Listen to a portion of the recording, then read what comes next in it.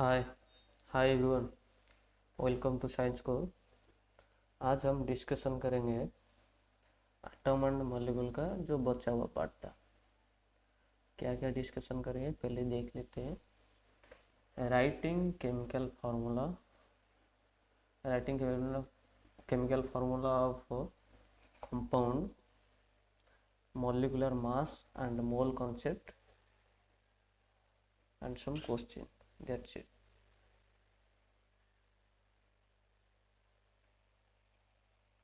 पहले देखते हैं वैलेंसी। वैलेंसी क्या चीज़ होता है उसको पहले थोड़ा देख लेते हैं। इससे पहले कुछ जानने के लिए कुछ चीज़ है, मतलब बेसिक चीज़ है, उसको हमें जानना चाहिए। वो सब बेसिक चीज़ में नेक्स्ट सेशन जो स्ट्रक्चर ऑफ एटम में तो डिटेल में समझाऊंगा, फिर भी इसको समझने के लिए थोड़ा बेसिक चाहिए। वो पहले मैं बता देता हूँ, उसके बाद हम जाएंगे। क्या है बेसिक, क्या है पहले तो एक एटम एटम और कोई भी कंपाउंड कंपाउंड वो दोनों इलेक्ट्रिकली न्यूट्रल होता है, यानी उसमें जितना भी पॉजिटिव चार्ज होगा उतना नेगेटिव चार्ज भी होगा, इसीलिए वो दोनों इलेक्ट्रिकली न्यूट्रल होता है। नो में यहीं पर देख लो, कंपाउंड किससे बनता है। कंपाउंड जब बनता है तो उसका जो कॉन्स्टिट्यूएंट पार्टिकल होता है वो तो डिफरेंट आटम हो जाता है। डिफरेंट आटम को लेके तो कंपाउंड बनाता है। तो तुम लोग यहाँ पे देख सकते हो कि ये तो डिफरेंट आटम को लेके बना हुआ है। नाइट्रोजन और ऑक्सीजन दोनों को लेके बना हुआ है, लेकिन ये कंपाउंड नहीं है, क्योंकि उसका जो देखो ओवरऑल जो चार्ज है वो नेगेटिव है, लेकिन कंपाउंड का कोई चार्ज नहीं होता है, यानी वो न्यूट्रल होता है। उसी हिसाब से एटम, अगर एटम है तो उसका भी कोई चार्ज नहीं होता है। वही सेम चीज़ देखो, अगर मैं H प्लस ले लेता हूँ, नहीं तो Na+ ले लेता हूँ, उसमें क्या है, इसमें पॉजिटिव चार्ज है, यानी इसमें एक इलेक्ट्रॉन का डेफिसिट है। इसीलिए वो अभी एटम नहीं रहा, वो क्या हो गया, आयन। समझ गए, ये है बेसिक डिफरेंस पहले। तो उसके बाद हम देख लेते हैं सेल। सेल क्या है, ये एक स्ट्रक्चर में यहाँ दिखाया हूँ। ये है ये एटम का एक न्यूक्लियस, यानी यहाँ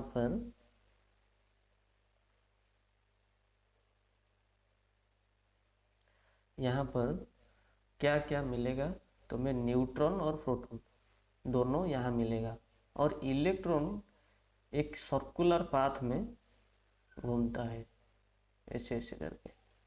और ये जो सब सर्कुलर पाथ तुम देख रहे हो उसको क्या बोलते हैं, सेल। ये एक सेल, ये नेक्स्ट सेल, और ये और एक सेल।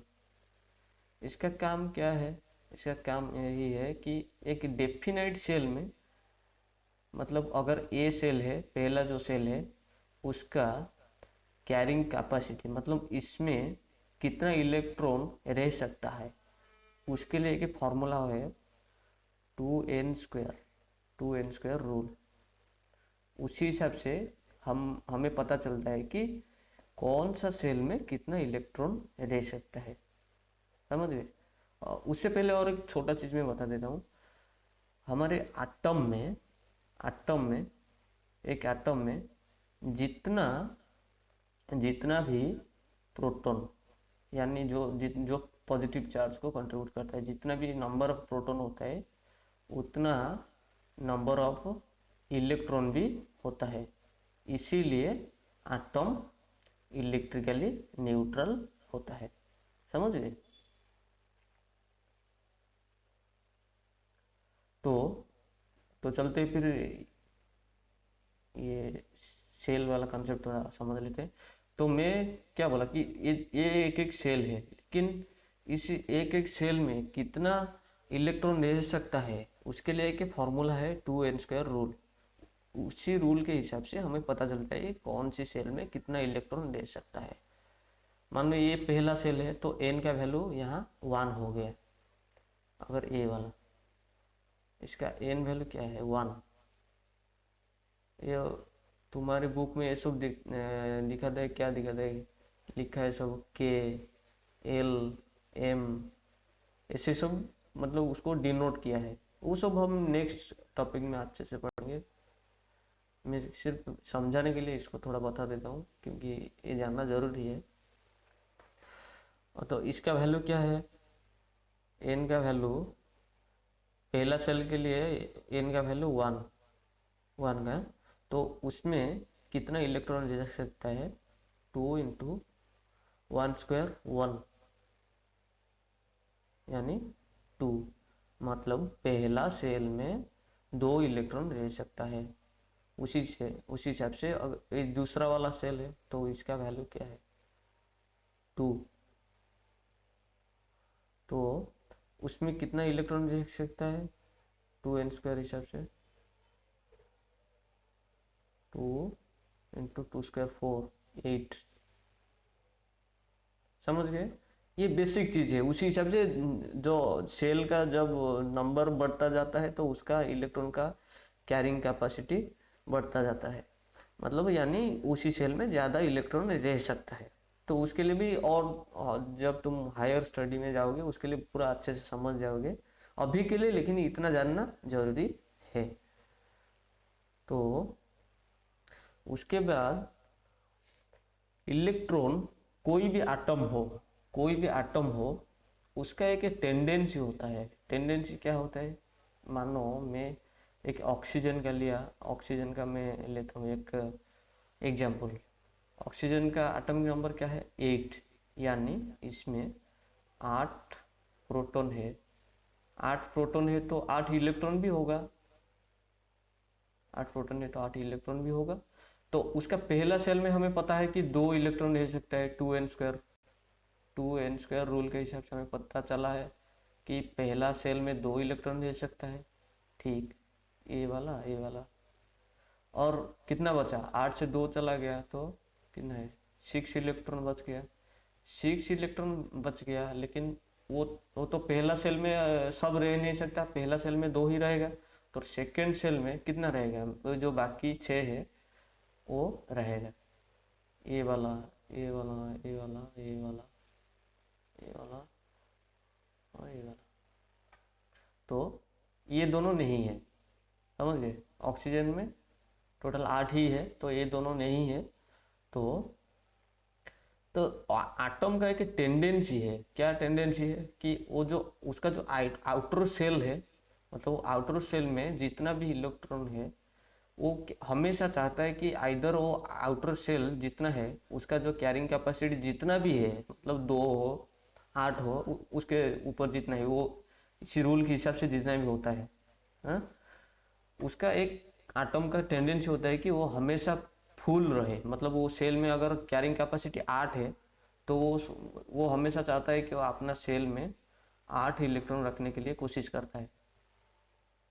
तो ये करने से वो एनर्जी वाइज स्टेबल होता है, इसीलिए वो हमेशा चाहता है कि अभी ऑक्सीजन में कितना है 6 है और उसका डेफिसिटी कितना है, मतलब कितना जरूरी है उसको पूरा कंप्लीट फिल करने के लिए 2 जरूरी है। और ऐसे भी हो सकता है कि ऐसा नहीं कि सिर्फ कंप्लीट फिल होने से वो स्टेबल होगा, अगर वो कंप्लीट एम्प्टी भी हो जाता है, मतलब अगर उसका आउटर सेल में कुछ भी इलेक्ट्रॉन नहीं रहता है फिर भी वो स्टेबल हो सकता है। तो इसी केस में देखो ऑक्सीजन केस में अगर 6 इलेक्ट्रॉन उसका आउटर सेल में पहले से ही है, अगर उसको सिर्फ 2 इलेक्ट्रॉन चाहिए कंप्लीट फिल होने के लिए, 2 इलेक्ट्रॉन चाहिए, इससे ये वाला चीज उसको आसान होगा। क्योंकि अगर कंप्लीट एम्प्टी होना चाहेगा वो, सपोज वो अभी वो ऑक्सीजन 2 तरह से स्टेबल हो सकता है। आइदर उसका आउटर सेल में कैपेसिटी कैरिंग कैपेसिटी कितना है 8 है मतलब ये वो अपना आउटर सेल में 8 इलेक्ट्रॉन रख सकता है।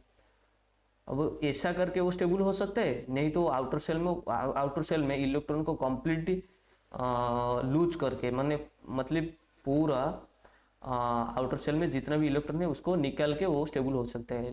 देखो इसको कैसा आसान होगा, कौन सा चीज़ उसको आसान होगा, अगर वो 2 इलेक्ट्रॉन ला के फिल कर देते हैं वो वाला चीज़ उसको ऑब्वियसली आसान होगा।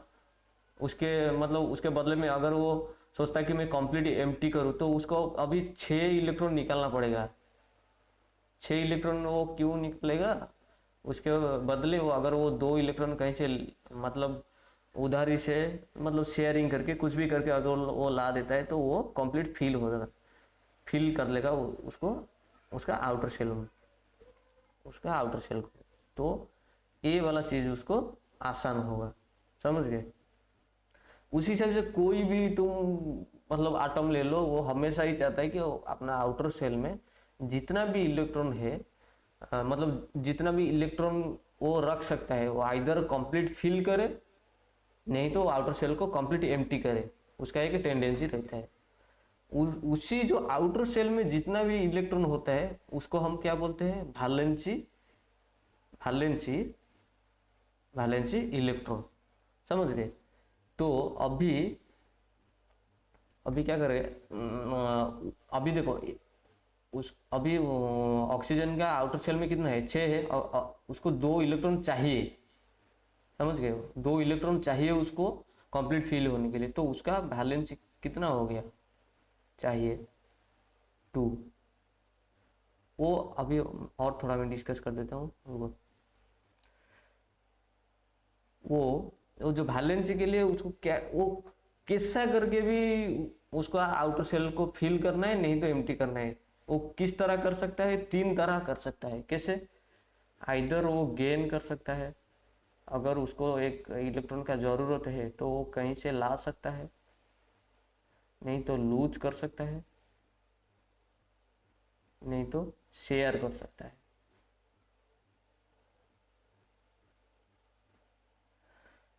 तुम लोग देखना कि ये जो गेन और लूज वाला कॉन्सेप्ट है ये हमेशा कहीं पर होता है, मतलब ये सब चीज आयन में ही होगा पॉसिबल, क्योंकि इसमें से पहले से ही एक इलेक्ट्रॉन डेफिसिट है, मतलब इसमें एक इलेक्ट्रॉन ये गवाया है, मतलब लूज किया है, इसीलिए उसका ओवरऑल चार्ज पॉजिटिव हो गया है।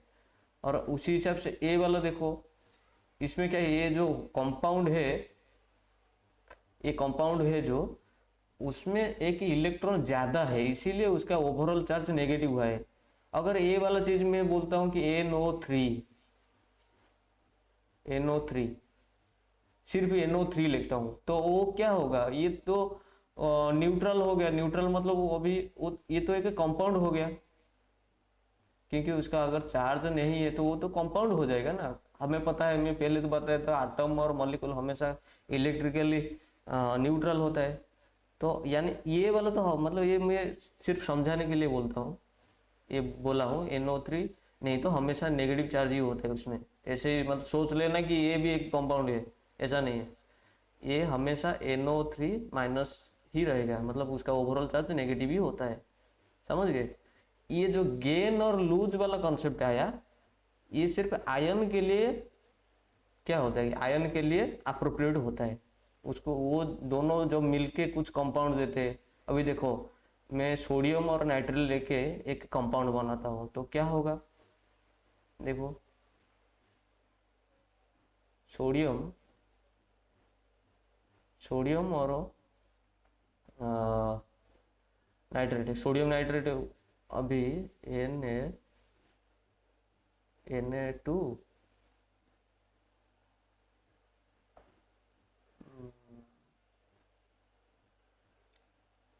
एन सॉरी NO2 नहीं होगा,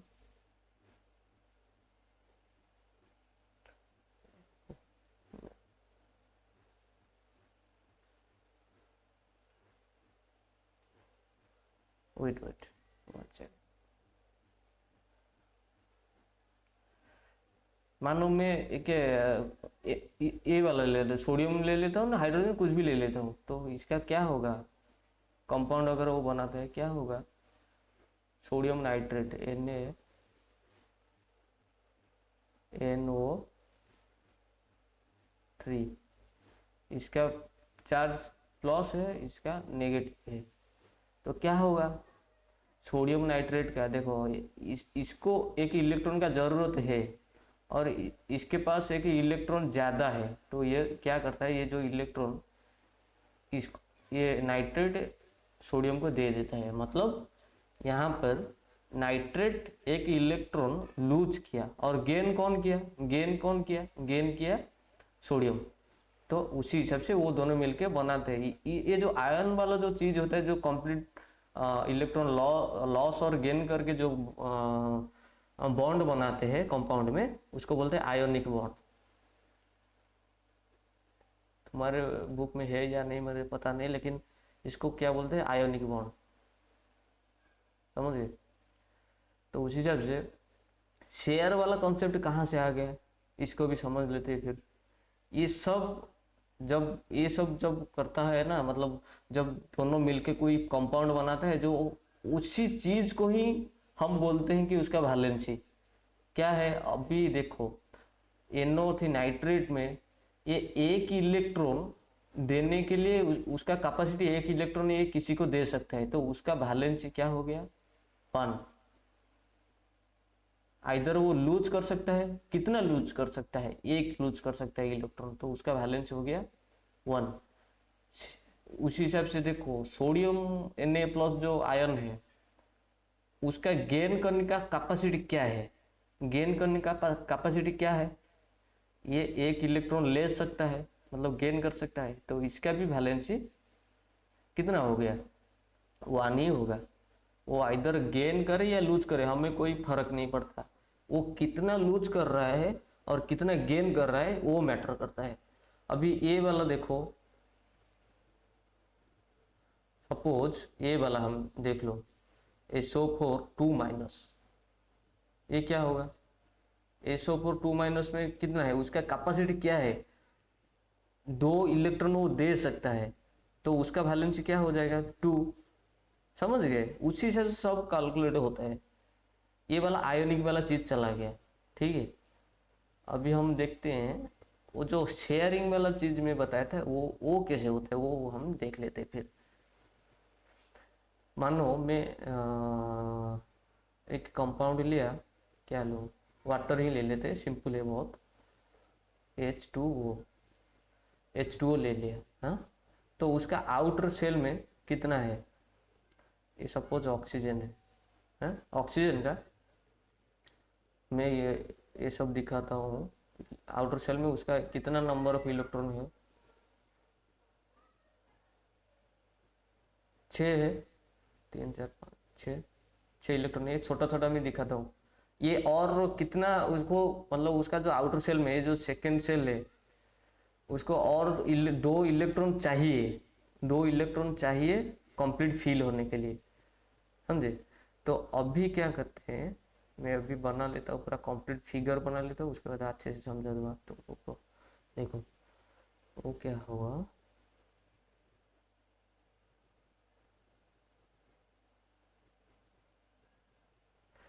अभी ये एक हाइड्रोजन है, ये भी एक हाइड्रोजन हो गया, तो उसका और एक ये जो व्हाइट में दिखा रहा हूँ, ये है एक हाइड्रोजन का इलेक्ट्रॉन।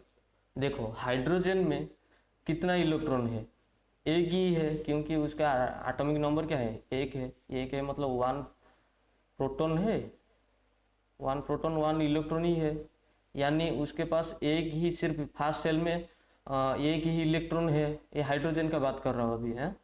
तो वो क्या कर सकता है, वो आइदर इलेक्ट्रॉन के लूज करके ये उसका जो सेल है उसको कंप्लीट एम्प्टी कर सकता है, नहीं तो वो किसी से एक इलेक्ट्रॉन ला के, मतलब शेयरिंग करके भी वो 2 कर सकता है, अपना पहला सेल में तो 2 कर सकता है, ताकि वो भी एनर्जी वाइज स्टेबल हो जाए, समझ गए। तो ऑक्सीजन को फिर ऑक्सीजन को कितना चाहिए, ऑक्सीजन का आउटर सेल क्या है, ये वाला है। मैं जो भी फिगर बनाया हूँ उसका सब आउटर सेल का ही बनाया हूँ। ऑक्सीजन का आउटर सेल क्या है, उसका पहला सेल ही उसका आउटर सेल है, क्योंकि उसका इलेक्ट्रॉन एक ही है, समझ गए। लेकिन ऑक्सीजन केस में क्या है, ये वाला उसका इनर हो गया, ए वाला ऑक्सीजन का इनर सेल, उसका आउटर सेल क्या है, ए वाला, सेकेंड वाला, हाँ सेकेंड वाला हो गया उसका आउटर सेल। तो उसमें वो 6 रग मतलब 6 इलेक्ट्रॉन है और 2 उसको ज़रूरत है। तो वो क्या करता है, वो दोनों ऑक्सीजन को 2 इलेक्ट्रॉन चाहिए, तो वो हाइड्रोजन का ये एक जो इलेक्ट्रॉन आउटर सेल में है,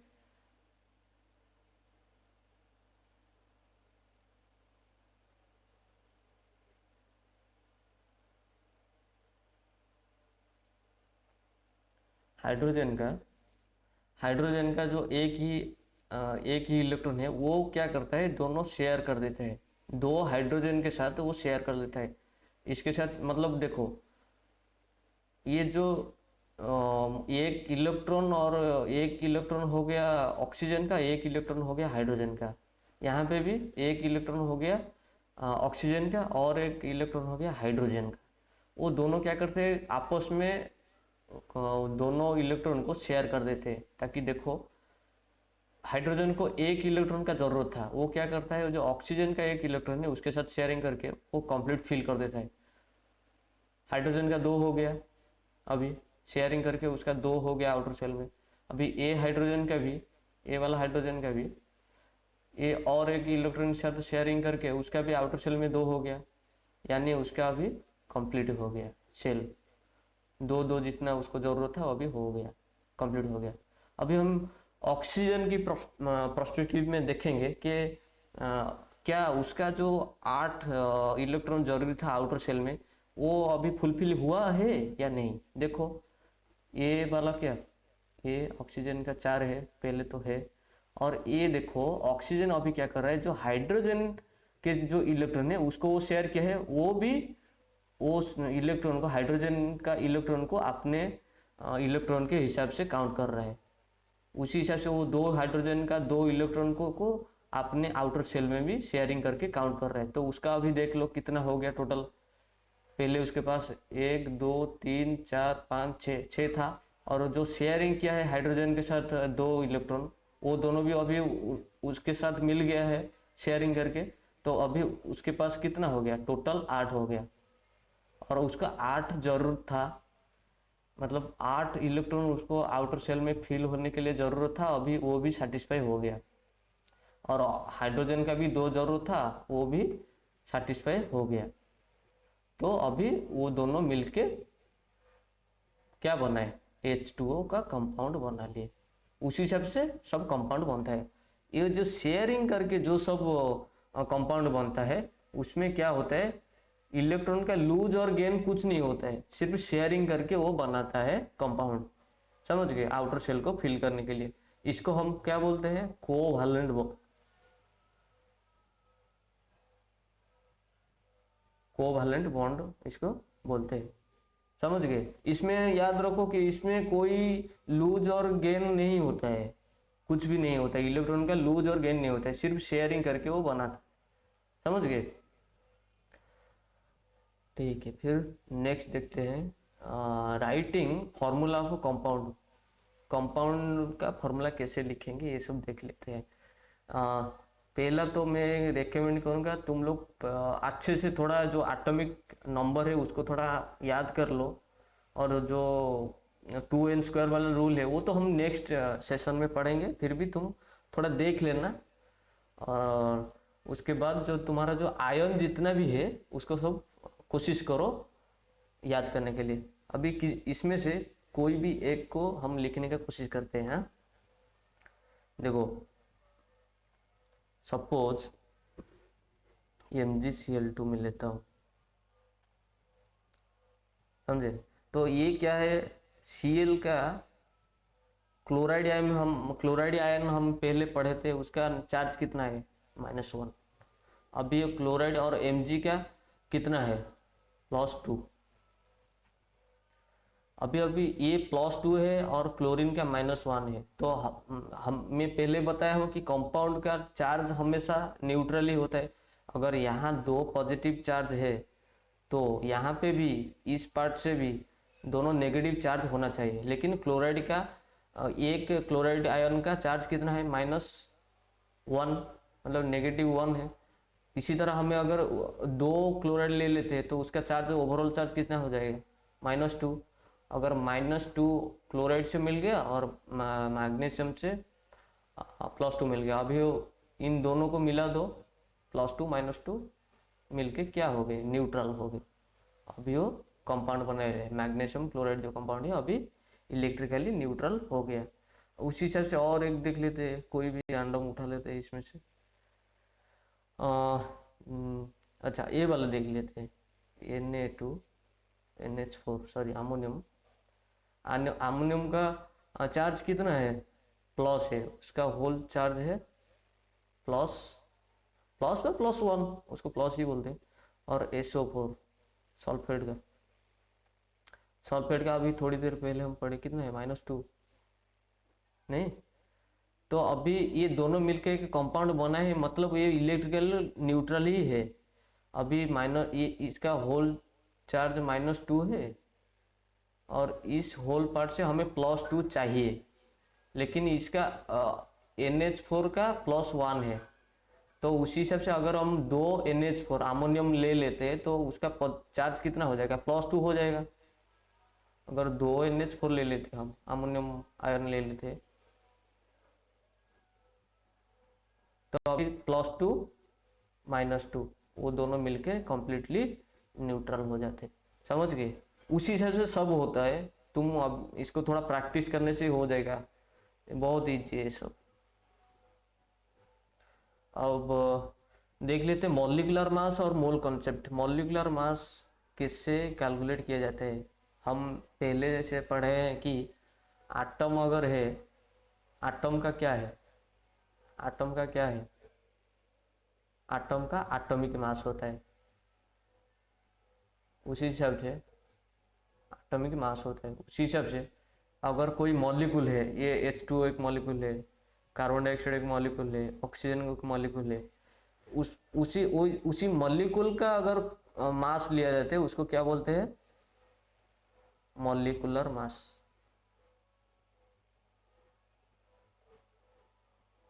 मॉलिक्यूलर मास और कुछ नहीं बोलते हैं।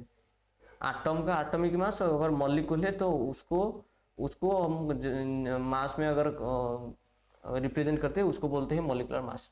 अभी देखते हैं इसको किससे कैलकुलेट किया जाता है। मानो H2O एक है मॉलिक्यूल, उसका मॉलिक्यूलर मास कैसे निकाला जाता है? मॉलिक्यूलर मास कुछ नहीं करना है, बस मॉलिक्यूल जिस भी एटम को लेके बना हुआ है उसका सब एटॉमिक मास को तुम एडिशन कर दो, मतलब ऐड कर दो। हाइड्रोजन का एटॉमिक मास क्या है, 1, और यहाँ कितना हाइड्रोजन एटम है, 2, तो मल्टीप्लाई 2 कर दो। प्लस ऑक्सीजन का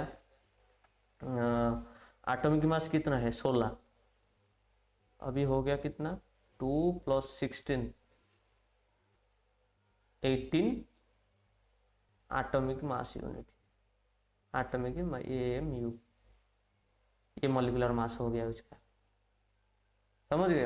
18 एटॉमिक मास यूनिट हो गया H2O का मॉलिक्यूलर मास। उसी हिसाब से ये वाला देख लो, फिर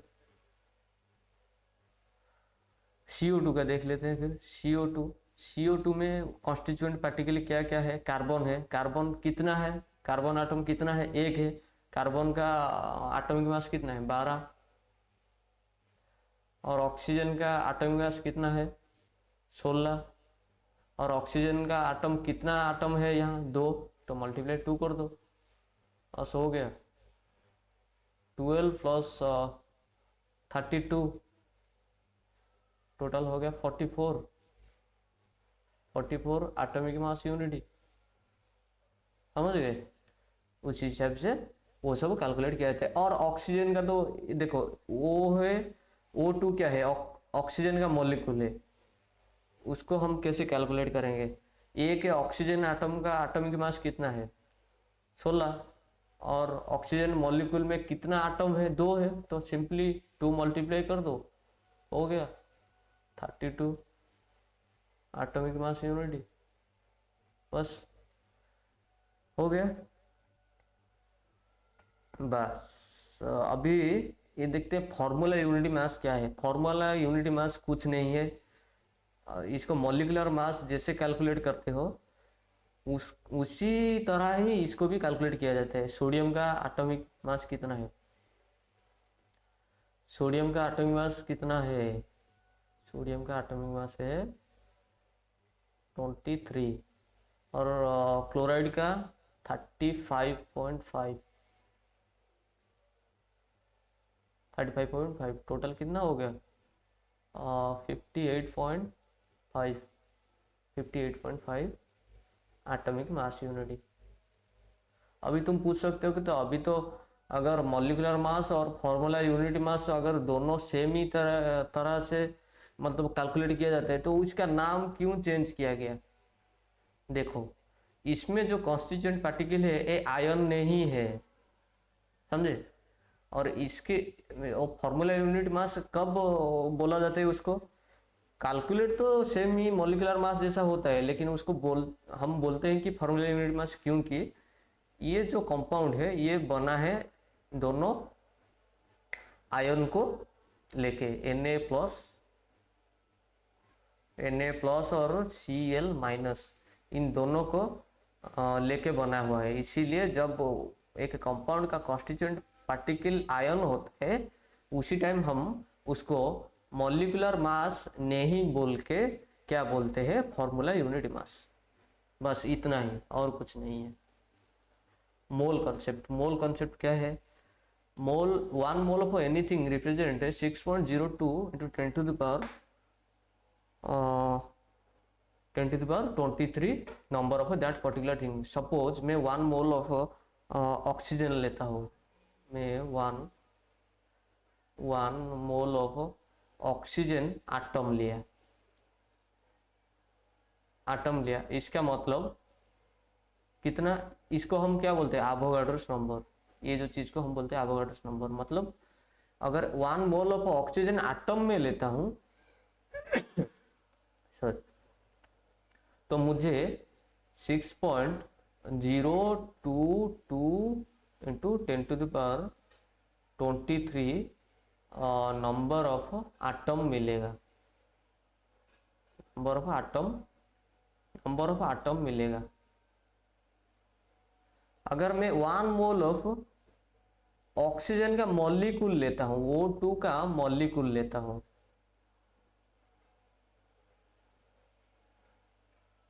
अगर मैं मॉलिक्यूल लेता हूं तो मुझे क्या मिलेगा? मुझे 6.022 into 10 to the power 23 number of molecule ही मिलेगा। समझ गए? इसका मतलब थोड़ा कोशिश करो समझने के लिए।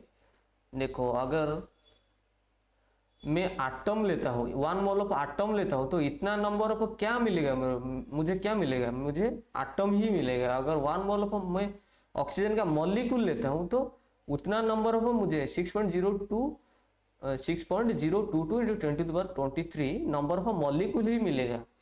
तुम यहाँ पे मोल पर जो भी चीज लोगे, अगर एटम लेते हो तो उतना नंबर ऑफ एटम मिलेगा, अगर मॉलिक्यूल लेते हो 1 मोल ऑफ मॉलिक्यूल लेते हो तो 6.022 into 10 to the power 23 number of molecule ही मिलेगा। ये वाला चीज थोड़ा याद करो, ऐसे ही गड़बड़ी नहीं करना है कि यहाँ पे एटम ले लिया और यहाँ बोलोगे तुम इतना नंबर ऑफ मॉलिक्यूल नहीं मिलेगा, ऐसा नहीं होगा। हाँ?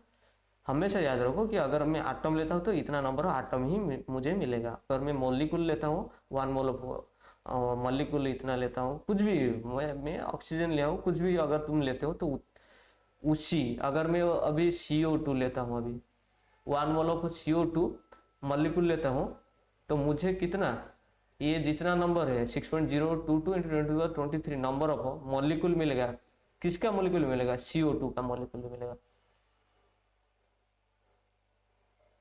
समझ गए? ये पार्ट समझ गए? ये वाला हो गया। अभी इसको देखते हैं क्या है। वो बोला है mass of one mole of anything represent mass of that particular thing in gram. मानो मैं one mole of oxygen atom लेता हूं, one mole of oxygen atom लेता हूं। ऑक्सीजन का एटम है तो उसका एटॉमिक मास क्या है? 16 16 16 AMU। लेकिन वो क्या बोला है कि दैट पर्टिकुलर थिंग इन ग्राम, मतलब सिर्फ वो इसी जगह AMU की जगह तुम सिर्फ ग्राम लिख दो, ग्राम लिख दो, अभी हो गया। अगर तुम्हें कोई बोलता है कि मैं तुम्हें वन मोल ऑफ ऑक्सीजन का एटम दूंगा, तुम उसी चीज से समझ जाओ कि वो मुझे वो वो कोई भी मतलब जो भी बोला है तुम्हें, वो तुम्हें 16 ग्राम ऑफ ऑक्सीजन एटम देने वाला है। समझ गए? अगर कोई तुम्हें बोलता है कि वन मोल ऑफ मैं ऑक्सीजन का मॉलिक्यूल लेता हूं, O2 का मॉलिक्यूल,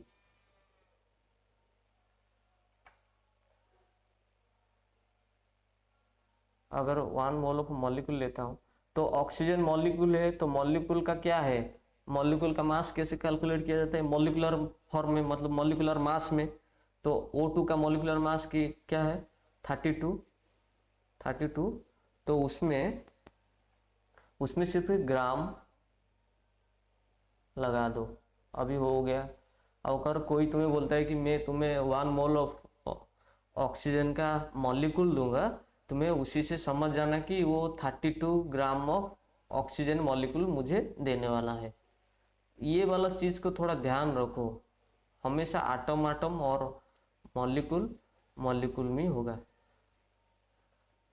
नहीं तो ऐसे भी हम बोल सकते हैं, अगर तुम्हें कोई बोलता है कि मैं तुम्हें 16 ग्राम ऑफ ऑक्सीजन का एटम दूंगा, तो उसी से तुम समझ जाना कि वो मुझे वन मोल ऑफ एटम देने वाला है। अगर कोई तुम्हें बोलता है कि तुम्हें मैं 62 ग्राम ऑक्सीजन का मॉलिक्यूल दूंगा, एटम नहीं बोल के वो बोलता है कि मॉलिक्यूल दूंगा, तो उसी से तुम समझ जाना कि ऑक्सीजन का मॉलिकुलर मास कितना है, 32 AMU। और AMU की जगह में 32 ग्राम लिख दिया, तो वो तो रिप्रेजेंट करते हैं वन मोल को, वो वन मोल को ही रिप्रेजेंट करते हैं, मतलब भाई सी वर्षा। अगर वन मोल ऑफ एटम लेते हो, उसका एटॉमिक मास में तुम सिर्फ एटॉमिक की मास यूनिट के जगह तुम ग्राम लिख दो, वो हो गया, उतना ग्राम ही रिप्रेजेंट करेगा वन मोल को। मानो मैं ऑक्सीजन का लिया, वन मोल ऑफ एटम लिया, उसका एटॉमिक मास कितना है 16 AMU, लेकिन AMU की जगह तुम्हें क्या लिखना है, 16 ग्राम लिखना है। AMU की जगह ग्राम लिखना है, ग्राम अगर लिख दोगे तो वो रिप्रेजेंट करेगा वन मोल को। तो उसी हिसाब से अगर 32 ग्राम O2 मॉलिक्यूल लोगे तो वो भी रिप्रेजेंट करेगा one mole of oxygen molecule को। समझ गए? अभी थोड़ा एग्जाम्पल देखने से, क्वेश्चन करने से समझ आ जाएगा पूरा अच्छे से, कंक्रीट आइडिया आ जाएगा। देखो, और ये जो एटॉमिक मास है, मुझे नहीं लगता है तो तुम लोगों को पूरा रट्टा मारना पड़ेगा, कोई ज़रूरत नहीं है। अगर वो क्वेश्चन भी पूछते हैं तो वो एटॉमिक मास मेंशन करेंगे क्वेश्चन में, तुम लोग के लिए। तुम लोग के सिर्फ ये करना है कि एटॉमिक नंबर याद कर लो, एटलीस्ट 30 तक। अच्छा, देख लेते फिर। Find the number of atoms present in 32 gram of oxygen. Oxygen वो क्या पूछा है पहले देखो, क्या पूछा है? एटम पूछा है। एटम पूछा है तो 32 ग्राम ऑफ ऑक्सीजन क्या है? Oxygen atom, 32 gram of oxygen atom पूछा है वो। तो हम पहले लेते हैं तो ऑक्सीजन एटम का एटॉमिक मास कितना है? 16। 16 में ग्राम सिर्फ लिख दो, 16 ग्राम। ये ये कितने को रिप्रेजेंट करता है, कितने को रिप्रेजेंट करता है? ये one mole of oxygen atom को रिप्रेजेंट करता है, 16 ग्राम। ऐसे लिख लेते हैं, देखो 16 ग्राम ऑक्सीजन एटम रिप्रेजेंट करता है वन मोल को, वन मोल ऑक्सीजन एटम को। तो अभी कितना दिया है हमें, क्वेश्चन में कितना क्या है, 32 ग्राम। उसी हिसाब से वो सिर्फ वो यूनिटरी मेथड में करना है, बस इसका डबल हो गया, अभी वो डबल हो गया तो ये भी डबल हो जाएगा, 1 मोल की जगह 2 मोल हो जाएगा, बस 2 मोल हो गया। लेकिन वो क्या पूछा क्या है हमें, तो जो भी चीज हमें क्वेश्चन में दो वो फर्क नहीं पड़ता है, पहले तुम क्या करो उसको मोल में कन्वर्ट कर लो, उसके बाद तुम्हें आसान हो जाएगा। अभी वो पूछा कि find the number of atoms, 2 मोल, अगर 1 मोल में बताया था 1 मोल ऑक्सीजन एटम रिप्रेजेंट कितना नंबर करता है, 6.022 into 10⁻23 number of oxygen atom,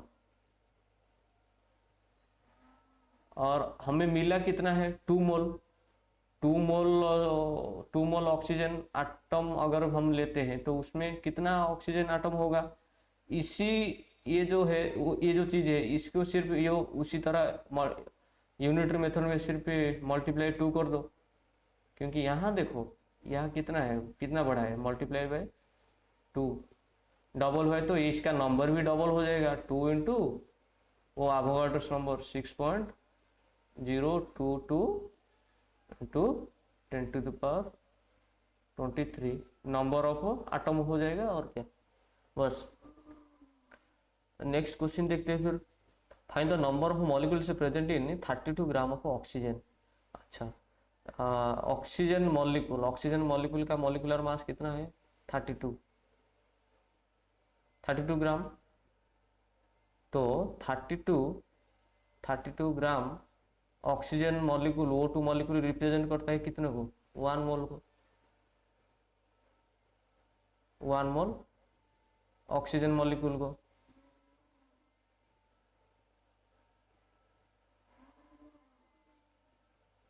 oxygen molecule को तो अभी क्या पूछा क्या है, find the number of molecules present in 32 gram of oxygen. हमें पता है अगर 1 मोल ऑक्सीजन मॉलिक्यूल लेते हैं, O2 molecule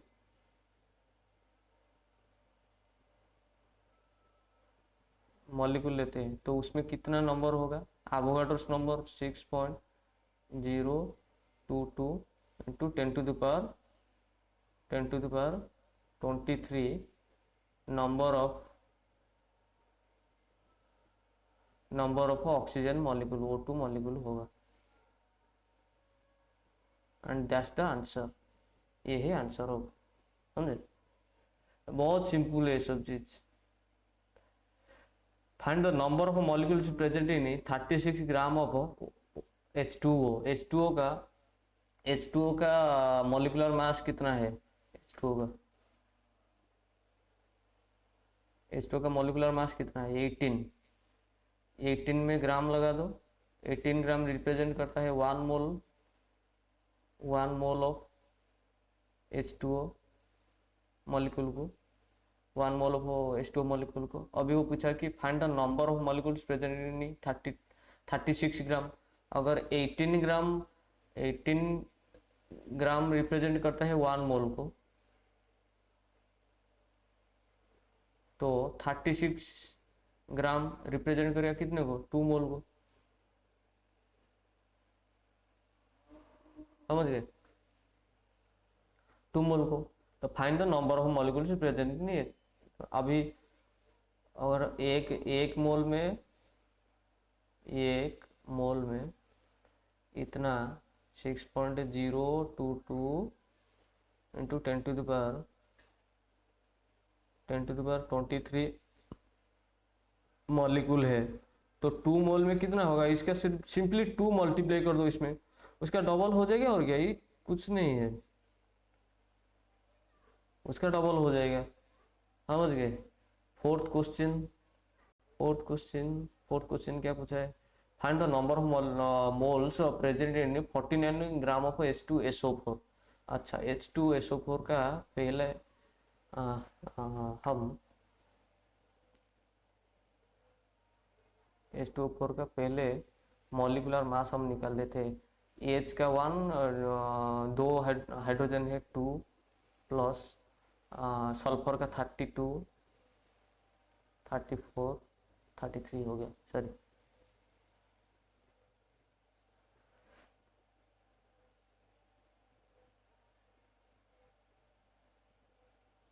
32 plus oxygen, oxygen का एटॉमिक मास कितना है 16 और 4 एटम है तो 64 हो गया। ये टोटल कितना हो गया 30 60 90 92 96 98 98। अभी 98 ग्राम रिप्रेजेंट करता है 1 मोल ऑफ H2SO4 मॉलिक्यूल को। तो अभी वो कितना पूछा है, कितना है 49 ग्राम। अगर 98 ग्राम रिप्रेजेंट करता है 1 मोल को, तो अभी देखो ये क्या हो गया है, इसका हाफ हो गया है, मल्टीप्लाई हाफ हो गया है। तो इसमें भी हम हाफ कर देते हैं, यूनिट मेथड में क्या है हाफ कर दिए। अब ये कितना हो गया 0.5 मोल, समझ गए। उसी हिसाब से इसको भी देख लेते हैं 0.5 मोल ऑफ CO2, कुछ नहीं है सब। CO2 का मॉलिक्यूलर मास कितना है 12, 12 है प्लस 16 ऑक्सीजन का 16, दो ऑक्सीजन है तो 32, टोटल हो गया 44। 44 एक मोल रिप्रेजेंट करता है कितना को 1 मोल रिप्रेजेंट करता है 44 ग्राम को, 44 ग्राम ऑफ CO2 मॉलिक्यूल को। उस हिसाब से 0.5 मोल कितने को रिप्रेजेंट करेगा, कितने ग्राम को, मास, वो मास ही पूछा है यहाँ। तो अगर यहाँ हाफ हुआ है, यहाँ हाफ हुआ है तो इसका भी हाफ हो जाएगा 22 ग्राम, सिंपल, समझ गए। और लास्ट क्वेश्चन देख लेते हैं फिर। Find the mass of 2 mole of NaOH। NaOH के Na सोडियम का कितना मास है 23 प्लस ऑक्सीजन का 16 प्लस हाइड्रोजन का 1, 23 29 39 40 40 हो गया उसका मॉलिकुलर मास। 40 ग्राम रिप्रेजेंट करेगा कितने को 1 मोल को, 1 मोल रिप्रेजेंट करता है 40 ग्राम को 1 मोल। उस हिसाब से 2 मोल इसका डबल हो जाएगा, सिंपल 2 मोल लेने से कितना हो जाएगा 80 ग्राम मास। ये बहुत सिंपल चीज है, ये सब तुम एक बार ये वीडियो देख लो अपना, इसके बाद अपना टॉपिक को मतलब बुक में जाके एक बार रीडिंग कर लो आराम से और थोड़ा प्रैक्टिस कर लो, हो जाएगा। बहुत सिंपल चीज़ है। अगर कुछ डाउट होता है तो कमेंट सेक्शन में लिख दो। और अगर मेरा काम अच्छा लग रहा है तुम्हें, अगर पढ़ाई अच्छा लग रहा है तो थोड़ा सब्सक्राइब भी कर दो।